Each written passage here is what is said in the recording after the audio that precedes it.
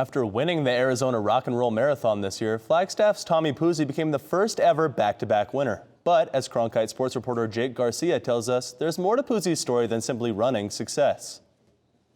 Tommy PUZEY's days start with 5 a.m. wake-up calls.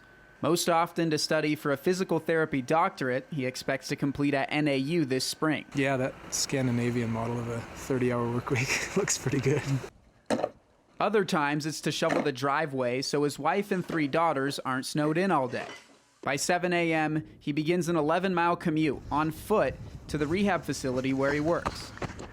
You know, running 130 miles a week and then trying to have some kind of meaningful relationship with not only the kids, but with my wife. Of course, it could be tough sometimes with the sacrifices and the time that he's gone, but I think just alone him pursuing his dreams and having our children be able to see a parent that's so dedicated to that goal, I think is just incredible. Once he finishes his degree, PUZEY will turn his focus to the pursuit of a childhood dream, the Olympic trials for the 2020 Tokyo Olympics.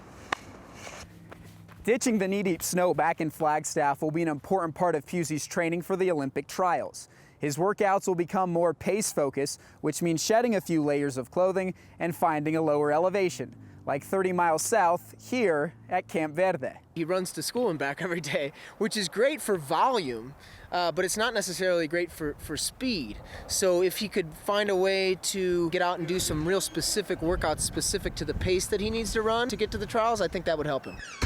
2 hours, 19 minutes is the eventual target time for PUZEY, a pace he was just over at his recent win. In Flagstaff, GARCIA, Cronkite News. PUZEY said he plans on racing again in Arizona in February, then the Boston Marathon in April, followed by the Chicago Marathon in October. He said he will use those races as gauges for his subsequent Olympic trials training.